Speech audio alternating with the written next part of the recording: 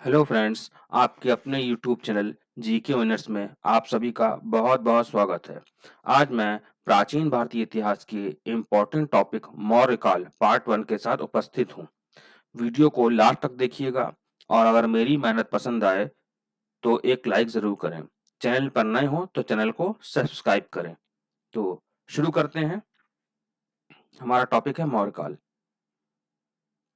पहला क्वेश्चन है, मौर्य काल का समय कब से कब तक है? सही उत्तर है 322 ईसा पूर्व से 185 ईसा पूर्व। मौर्य राजवंश ने 137 वर्ष तक भारत में राज किया। अगला प्रश्न है, मौर्य साम्राज्य की स्थापना किसने की? सही उत्तर है चंद्रगुप्त मौर्य ने की।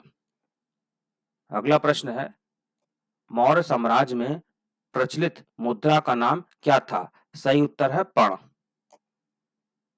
अगला प्रश्न है, अशोक का उत्तराधिकारी कौन था? सही उत्तर है कुणाल। अगला प्रश्न है, मुद्रा राक्षस मुद्रा राक्षस का लेखक कौन था? सही उत्तर है विशाखदत्त। इंपॉर्टेंट है इसका, मुद्रा राक्षस एक नाटक है जो संस्कृत भाषा में लिखा गया है। अगला प्रश्न है, वह व्यक्ति कौन थे जिनका नाम देवानाम प्रियदर्शी भी था? सही उत्तर है मौर्य सम्राट अशोक।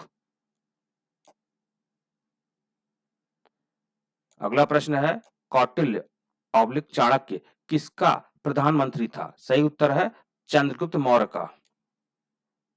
अगला प्रश्न है, कलिंग विजय के उपरांत अशोक महान ने किस धर्म को अंगीकार कर लिया था? सही उत्तर है बौद्ध धर्म को। अगला प्रश्न है, अशोक के प्रधान शिलालेखों में सबसे बड़ा शिलालेख कौन सा है? सही उत्तर है 13वां शिलालेख। 13वां शिलालेख में अशोक की कलिंग विजय का वर्णन है। अगला प्रश्न है, मौर्य अर्थव्यवस्था मुख्य रूप से किस पर निर्भर थी? सही उत्तर है कृषि अर्थव्यवस्था पर। अगला प्रश्न है, स्तंभ, स्तूप, चैत्य, बारादरी में से मौर्य काल का सर्वोत्तम प्रतिमान कौन सा है? सही उत्तर है स्तंभ। अगला प्रश्न है, चंद्रगुप्त मौर्य के शासन विस्तार में किसने मुख्य रूप से मदद की थी? सही उत्तर है चाणक्य ने। अगला प्रश्न है, सांची किस कला व मूर्ति कला का निरूपण करता है?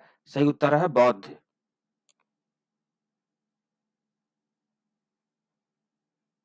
अगला प्रश्न है, किस बौद्ध साहित्य के ग्रंथ में चंद्रगुप्त मौर्य को क्षत्रिय जाति का बताया गया है? सही उत्तर है महावंश ग्रंथ में।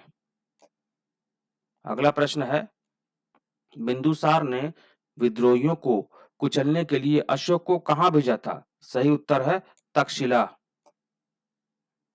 अगला प्रश्न है, मेगास्थनीज ने भारतीय समाज को कितनी श्रेणियों में विभाजित किया है? सही उत्तर है सात श्रेणियों में। अगला प्रश्न है, कौटिल्य के अर्थशास्त्र में किस पहलू पर प्रकाश डाला गया है? सही उत्तर है राजनीतिक नीतियों पर।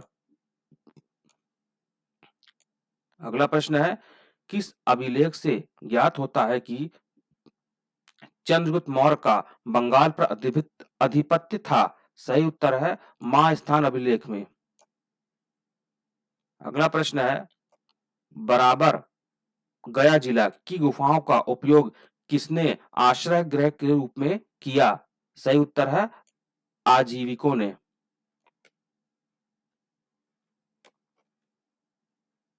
अगला प्रश्न है, किस अभिलेख से यह साबित होता है कि चंद्रगुप्त का प्रभाव पश्चिम भारत तक फैला हुआ था? सही उत्तर है रुद्रदमन का जूनागढ़ अभिलेख।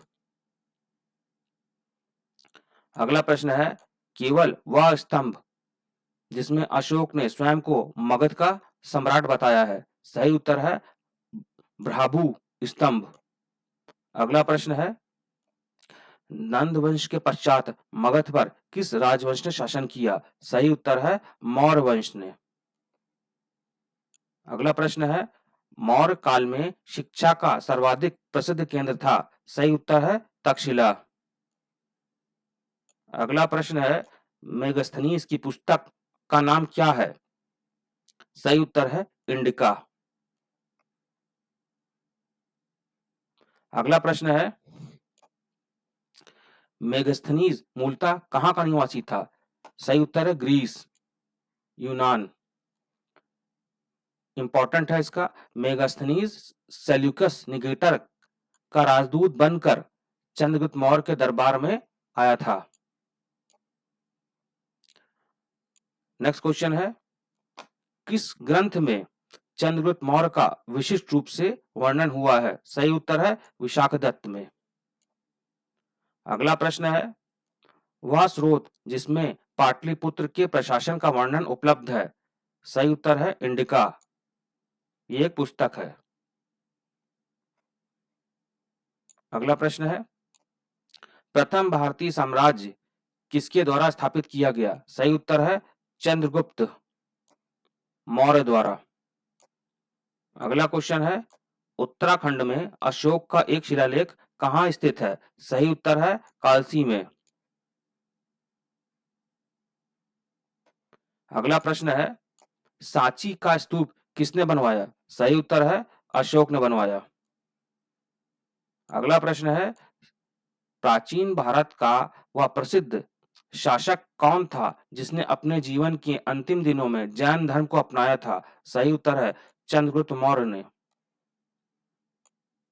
अगला प्रश्न है, चंद्रगुप्त मौर्य ने सेल्यूकस को कब पराजित किया? सही उत्तर है 305 ईसा पूर्व में। अगला प्रश्न है, मौर्य काल में गुप्तचरों को क्या कहा जाता था? सही उत्तर है गूढ़ पुरुष। अगला प्रश्न है, अशोक का समकालीन तुर्मै कहाँ का राजा था? सही उत्तर है मिस्र का। अगला प्रश्न है, किस ग्रंथ में शूद्रों के लिए आर्य शब्द का प्रयोग हुआ है? सही उत्तर है अर्थशास्त्र में। अगला प्रश्न है, कौटिल्य द्वारा रचित अर्थशास्त्र कितने अधिकरणों में विभाजित है? सही उत्तर है 15 अधिकरणों में विभाजित है। अगला प्रश्न है, अशोक के कौन से शिलालेख संगम राज्य के बारे में हमें बताते हैं? सही उत्तर है दूसरा एवं 13वां शिलालेख।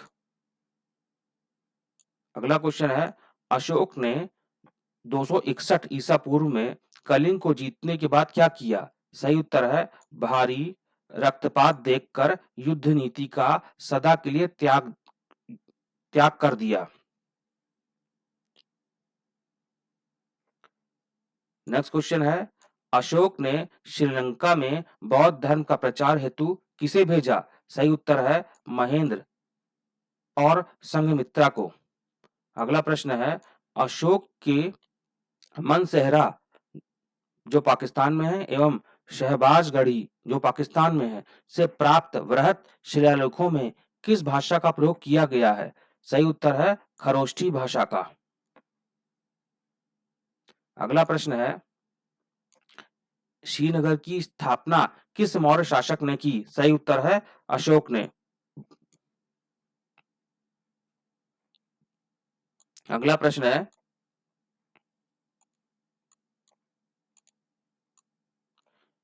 किस अभिलेख में चंद्रगुप्त मौर्य और अशोक दोनों का उल्लेख किया गया है? सही उत्तर है महाक्षत्रप रुद्र रमन का जूनागढ़ अभिलेख।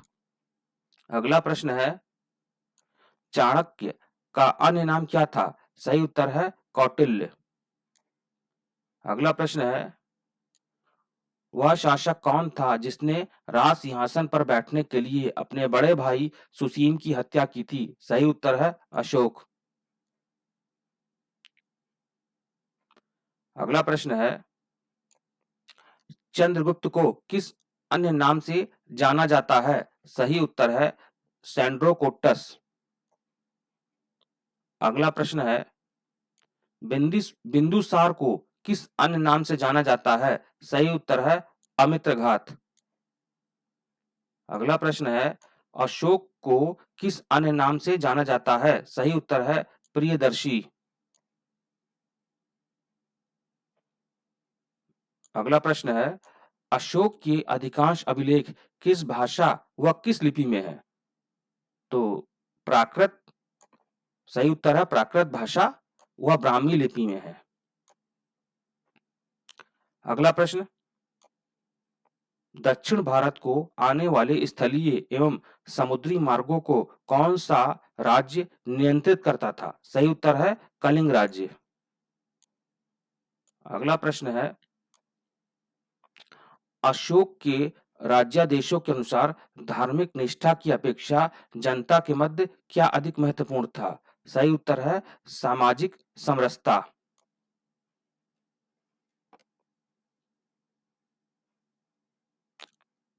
अगला क्वेश्चन है, अशोक ने धर्म संवर्धन के स्थान पर किन विचारों का प्रसार किया? सही उत्तर है समता के विचारों का। अगला प्रश्न है, किस किस राज्यादेश में अशोक के व्यक्तिगत नाम अशोक का उल्लेख मिलता है?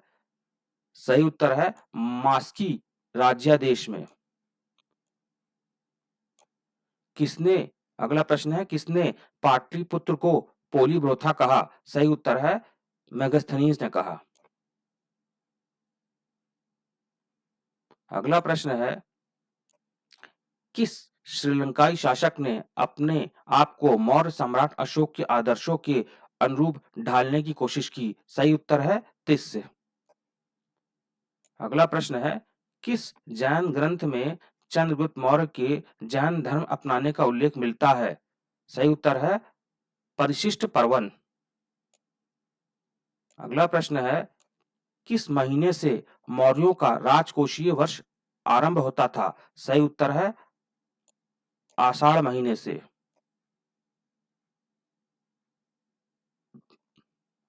अगला प्रश्न है, अशोक के बारे में जानने के लिए सबसे महत्वपूर्ण स्रोत क्या है? सही उत्तर है शिलालेख। अगला प्रश्न है, किस स्थान से अशोक के स्तंभ के लिए पत्थर लाया जाता था? सही उत्तर है चुनार से। अगला प्रश्न है, किस शिलालेख में अशोक ने घोषणा की कि सभी मनुष्य मेरे बच्चे हैं? सही उत्तर है प्रथम पृथक शिलालेख।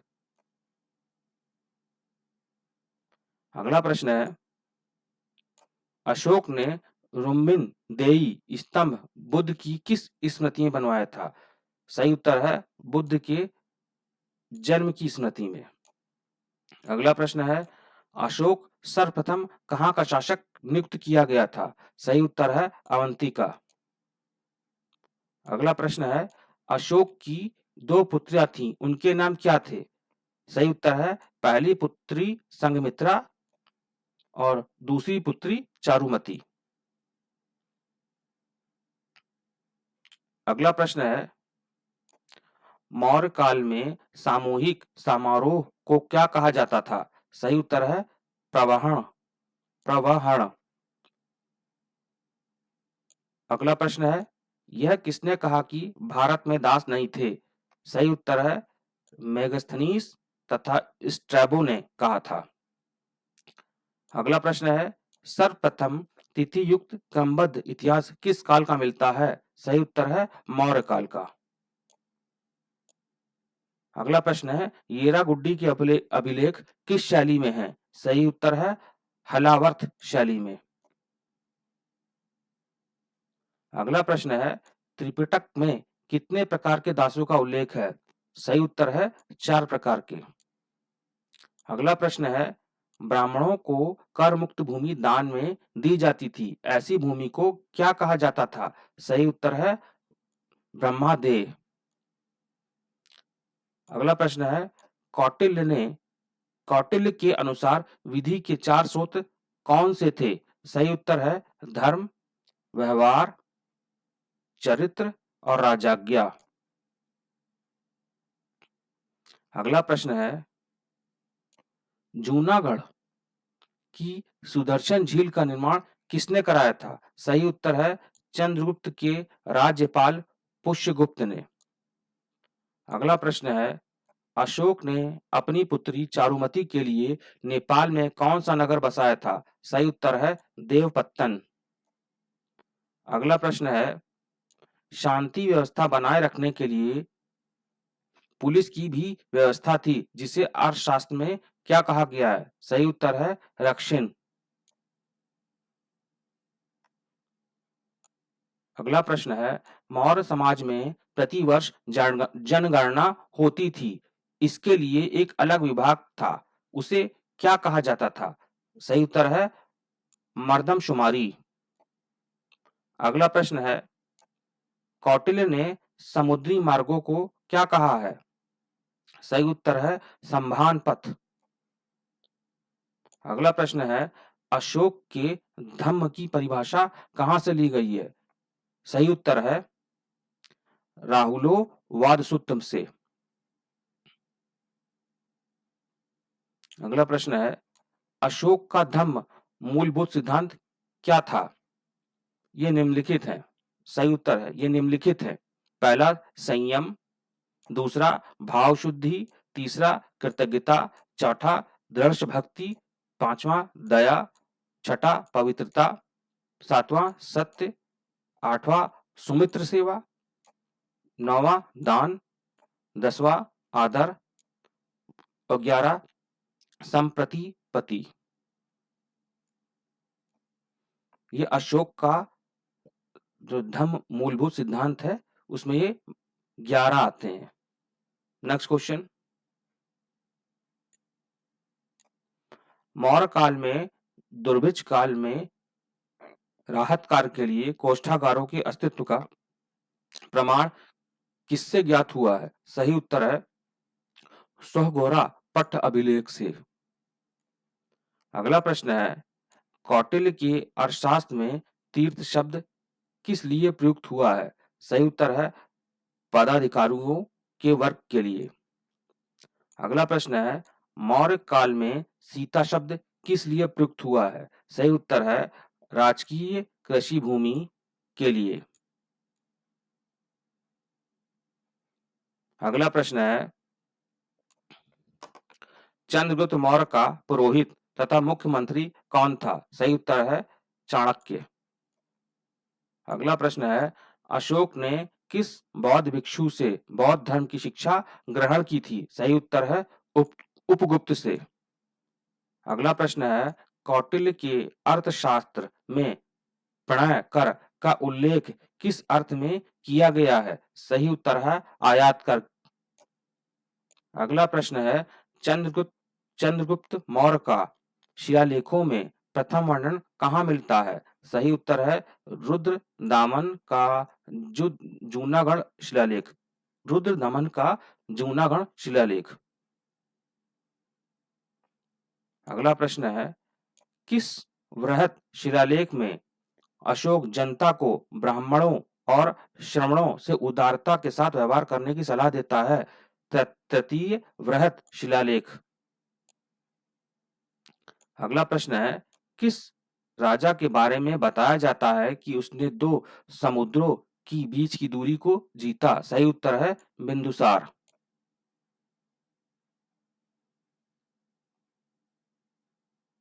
अगला प्रश्न है, मौर्य रथ पर किस रंग की पताका होती थी? सही उत्तर है सफेद रंग की। अगला प्रश्न है, सांची स्तूप मूलतः किस मौर्य शासक ने बनवाया? सही उत्तर है अशोक ने। अगला प्रश्न है, कौन सा बौद्ध ग्रंथ अशोक की धम्म यात्राओं का विवरण देता है? सही उत्तर है दिव्यवदन। अगला प्रश्न है, कौन सा वृहत शिलालेख पशुओं की बलि तथा उत्सवों पर रोक लगाने की बात करता है? सही उत्तर है प्रथम वृहत शिलालेख। अगला प्रश्न है, किस अभिलेख में अशोक ने अपना मत बुद्ध धम्म तथा संघ में व्यक्त किया तथा बुद्ध को भागवत कहा? सही उत्तर है सारनाथ स्तंभ अभिलेख। अगला प्रश्न है मौर्यकालीन चांदी के आहत सिक्कों पर कौन से संकेत थे? सही उत्तर है मोर, पहाड़ी व अर्धचंद्र। अगला प्रश्न है मौर्य प्रशासक में रूपदर्शक क्या थे? सही उत्तर है आहत सिक्कों का परीक्षक। अगला प्रश्न है हालांकि अशोक के अभिलेख 4 लिपियों में थे, पर कुछ एक को छोड़कर सभी में प्राकृत भाषा का प्रयोग किया गया है। इस अभिलेखों में प्राकृत के किस विशेष रूप का प्रयोग हुआ है? सही उत्तर है अर्धमागधी का।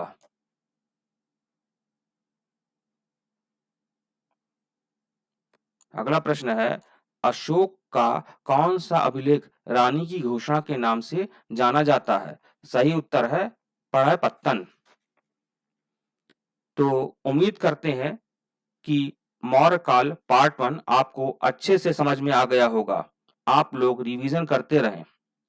मिलते हैं नेक्स्ट वीडियो में मौर्य काल पार्ट 2 के साथ। Good day and take care.